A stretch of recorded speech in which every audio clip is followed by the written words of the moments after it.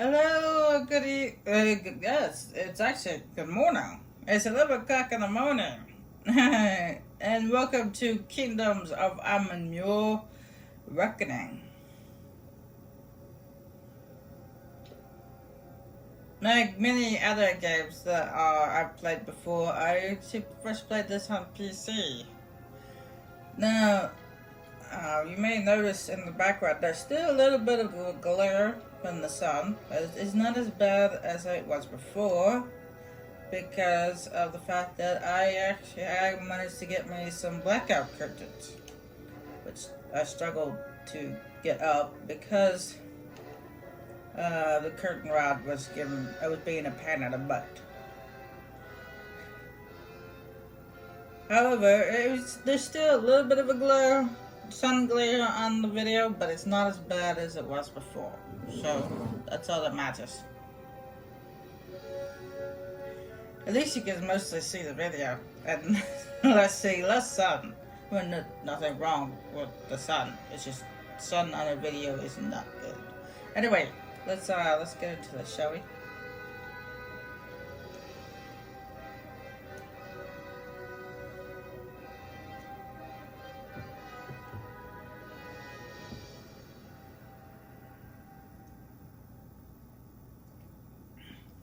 From the beginning, we were one, and only now, well into the second decade of the conflict, have we begun to understand the mistakes we have made. We lived in harmony among the Fae, in a world awakened to new magic. Perhaps we should have foreseen what might be born from this rising tide, what force might awaken, a force powerful enough to twist even the eternal and the beautiful faithful.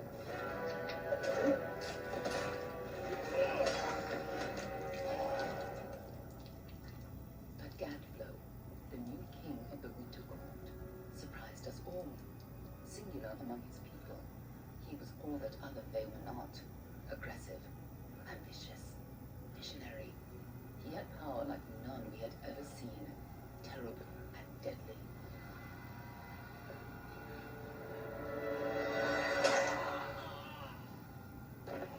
Gadflow and his followers, the Tuatha De Long, believed that a new god was to be born in the east, beneath Gadflow's crystalline fortress of Amalur. In the name of that god, they marched to war against the young races of Amalur, against a mortal army. No matter the power of their god, we might have been victorious, but the Fae are creatures of magic, not bound by the laws of life and death. Each tyranny have fallen on the battlefield will soon rise again, for the Fae do not know death as we do. How could we stand against such a force? For 10 years the war raged. For 10 years the armies of men and Alpha fought and died. But as our numbers dwindled, we knew that it was only a matter of time. Our fate had been written. At least, that is what we believed, until you died.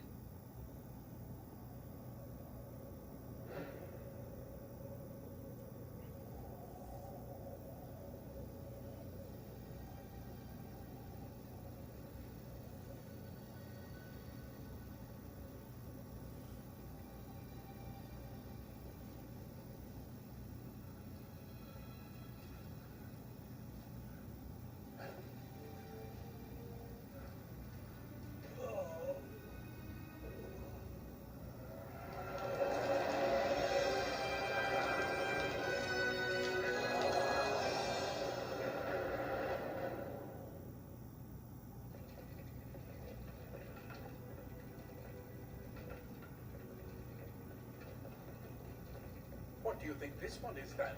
Alpha? Right. Could even be a Jotan. Always a surprise, eh, Duran? Eyes on the job, boy. Don't matter what it is. Dead's dead. Be thankful for that. All we see. Go on and pull back Sheila. It'll need to be in our report, one way or the other.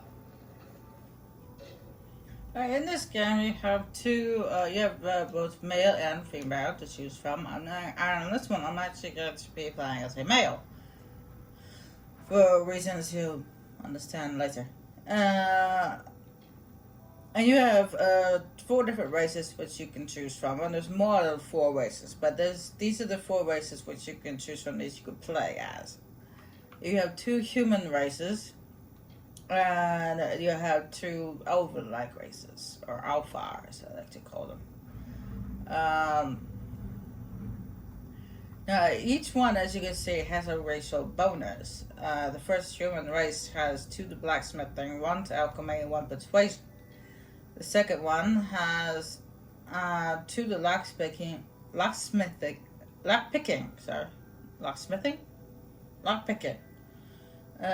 to detecting, and 1 to merchant. The third character has 1 to alchemy, 2 to dispel, 1 to sagecraft, and the last one has 1 to persuasion, 1 to sagecraft, and 2 to stealth. So if you're looking for, let's say, a warrior type character, you want to pick this race because of the blacksmithing. If you're looking for someone that's more stealthy, but also mixed with a warrior, you want to pick this guy. This one, this race is more if you're into mages, if you're into magic. This one would be a good one to pick. And then this one is mostly stealth, but mixed with a little bit of magic. So what I'm actually going to choose, I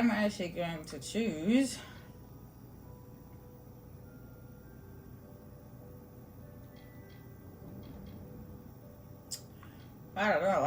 I've played as all 4 of them, and I like all 4 of them. So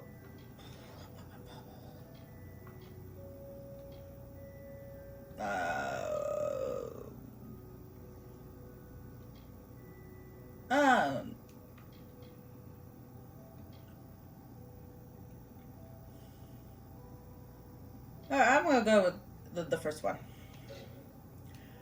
Alright, now when you select what race you want, you go select a god which they can follow. You have the god for this one. It's a god of fire, the goddess of wisdom, the god of war, the god of order, the god of justice.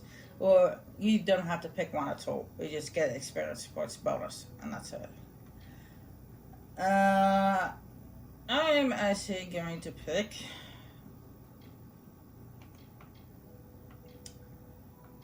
the goddess of wisdom.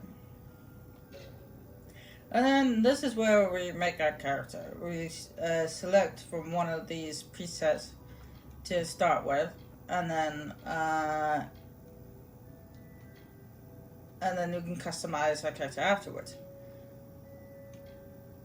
I'm gonna start with the guy with the mustache. I'm actually going to get rid of the mustache because he just got reborn. So why would you be reborn with a mustache? Are you born with a mustache? No, I don't think so. Now, later on, you can change your appearance. You can change your jewelry, your tattoos, stuff like that. The hairstyle, the hair color, the facial hair if you're a guy.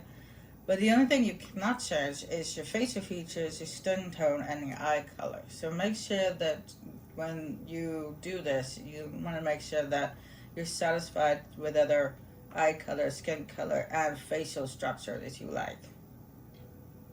Because you're going to be stuck with that for the rest of the game.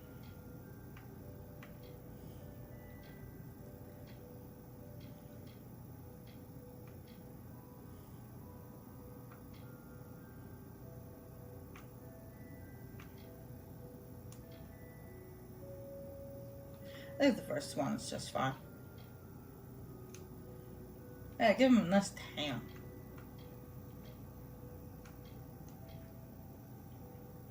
It's a little difficult to see this eye color, especially with those big booty, not booty,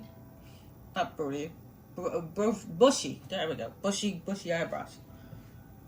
He's got bushy eyebrows. I don't know what's up with that.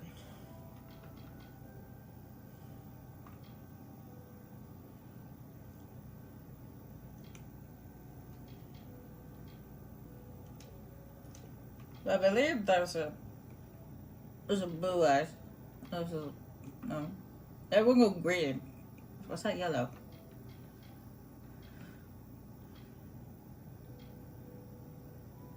Let's go with that. That looks good. Yeah, that's fine for now. I could change the hair and stuff like that, and maybe give him a tattoo later on. A human. Not in bad shape. Made by the look of it. You know, you can tell. Turn him over. See if there's a stick in his arse. All right then. Make sure it goes into the report. You know, you'll want all the details. Amazing how well the body held up. Better than I've seen. I'm just glad it's not moving. Must have been born under a lucky star, this one. Anything else we need? Unless you'd like to name him, I think we're done. Put him with the others. Now, just like in Skyrim, it doesn't matter which name you give your character. They never actually say your name at all. I mean, in Skyrim, the average of the companions didn't mention your name in his journal, but that was it. Other time you were either called Dragonborn or something like that, or Hey You. But in this one, they don't say your name at all. And I just realized I spelled it wrong. So it doesn't matter what you name your character. You can name your character Butt Monkey for all I know. But I'm gonna go with Edward, because he seems like an Edward to me.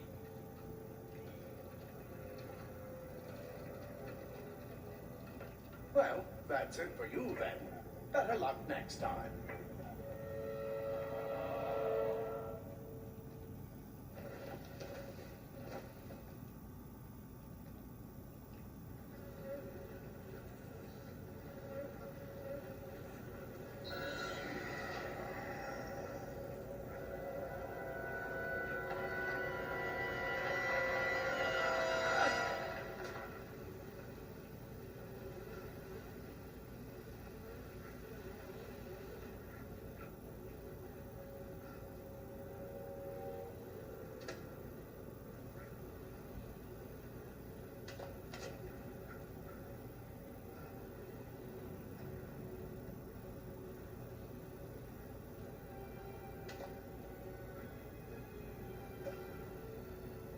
I don't blame him for freaking out. I don't think I would freak out if I woke up in a pile of dead, rotting bodies. Matter of fact, I most likely would have thrown up. Even though I didn't eat anything. Speaking of which, there is actually no food in this game. But it's just some games that are like this, they have like food option where you can eat food. But in this one, there is no food eating. No, I didn't choose this race because of the class. In this one, there's 3 different classes you can choose from. It's Finesse, Might, and Sorcery, which is basically a mage, a thief, or a warrior. And you can choose, you can mix and match them. You can choose either just one, or you can choose the mix of 2, or all 3. There are options there. I'll explain more about it when I level up for the first time. Seriously, it's still important in our work, requiring specified disposal of unfortunate failures. Piling remains have been a concern in the lower caverns, so an initiative has been added to deal with the wastes. This should be a disposal work slightly less horrible. Although you should avoid drinking water from downstream of the ash dumps. Hardly a fitting rest for the poor things, but if it's only conservation, these aren't their original bodies in the first place. Fibrous Hughes. I don't think I want to drink water from that waterfall anyway. Look how color it is. Ew.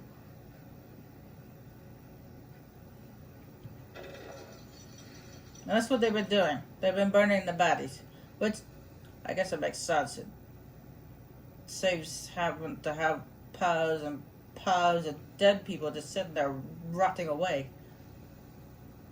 And we've got our first weapon. You've acquired new items. To see your new item, press the start button.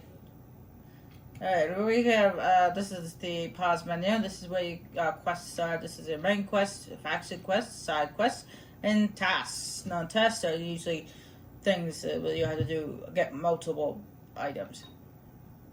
And then you have this ability screen. Now, this is what I was talking about. This is might, sorcery, and finesse. Now, when you first start out, with a single point in each category. Now, you can change. There's a person called a Fate Weaver, which you can see, which is kind of like a fortune teller, where you can undo your points and do them exactly the way you like them. And then you have this screen. This one right here is in grayed out because it's nothing I have to worry about right now. Those are destinies. Those are explained later on. And then you have this screen, which is the moves. These are the different moves, which when they're lit up like this, that means you've unlocked it. That one is automatically unlocked. That is actually only unlocked all the time. Now they categorize the different abilities and weapons. First you have the long sword, and then if it's grayed out like this, it's locked, which means you can't do it yet. Then you have the hammer,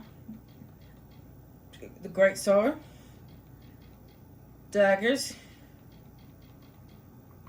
long bow, which is this is a bow. Fey blades, which is kind of like a dagger, except for it's a little bit bigger. Staves, which is staves. And these things, which are unique to this game, they look kind of like sticks with magic. These are actually one of my favorite weapons in the game, chakrams. They're kind of like circular bladed boomerangs with magic. And then you got shield, of course. You got the parry or counter. And then when you get the shield all the way up, you can do this. A shield bash. And then these are the different abilities, these magical abilities. These are the might category. Now that was one of my favorites right there. That one is more of a buff. As you see, puts you in like a rage mode. This one, what does that? With smaller enemies, it pulls them towards you, so that it gives you the advantage to be able to hit them. However, with bigger enemies, it pulls you towards them. This one is also kind of a buff too.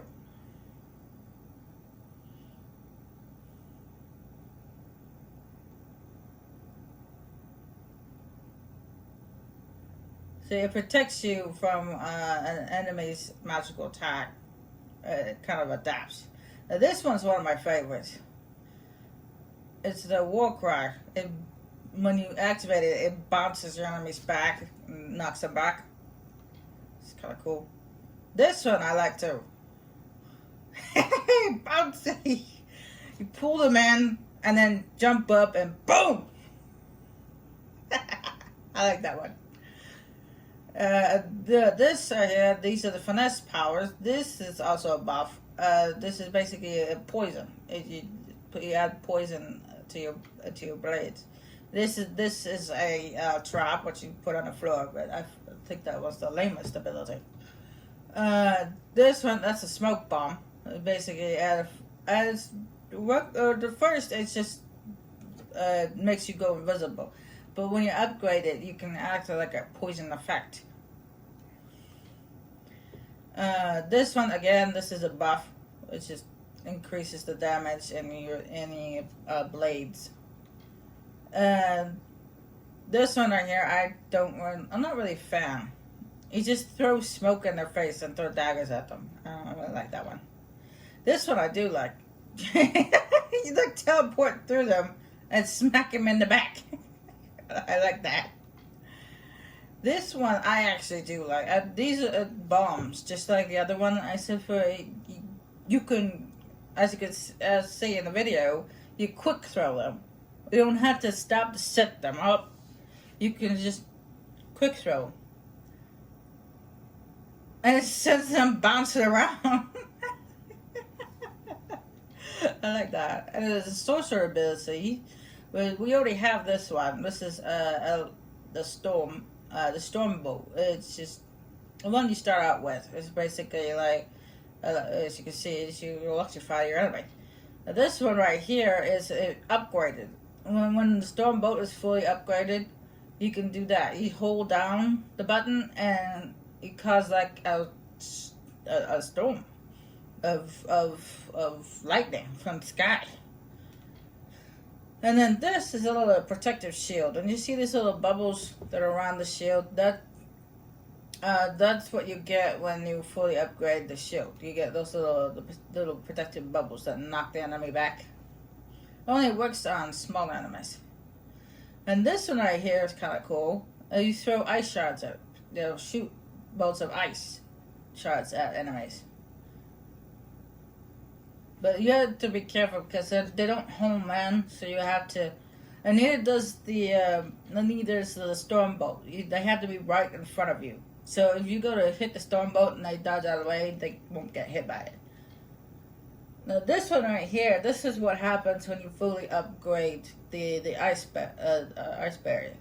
You hold it down just like what you did with the storm bolt. And actually, what it does, it doesn't follow the enemy, it follows you.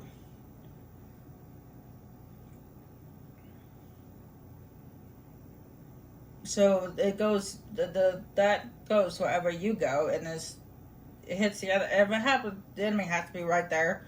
It hits the enemy. And this one is a healing ability, which it's obvious. You just use it to heal yourself. This one right here, I like this one. Because you get to summon a skeleton with an axe to help you in fights. And that's kind of cool. And this one I really like because you spray the enemy with stuff and then you hold down the button. Boom! Blows them up. Doesn't kill them, by the way. It will depend on their health, but it's still cool. This one is also pretty cool. Though you have to time this just right. Because it takes a while for it to happen and it can be interrupted. You basically summon meteors from the sky. This one is really good. Let's see, look at that. It's combining all three of the elements. Use lightning to pull them in, fire to burn them, and then you hit them with the head with a big old ice block. Yeah, those are the moves which you can unlock. And I always like that one. Anyway, this is your inventory. This you got armors, accessories, which is basically rings and necklaces. Components, basically like potions. Items, junk. This is basically stuff that you don't want, you just throw it in the junk pile. And of course we want to go to weapons, primary, and we want to equip the rusty longsword because that is our first weapon. And I know I did a lot. Whoa. Okay, that was a bit shaky. It made my controller vibrate. And there was a lot of explaining, but it was explaining that was very much needed.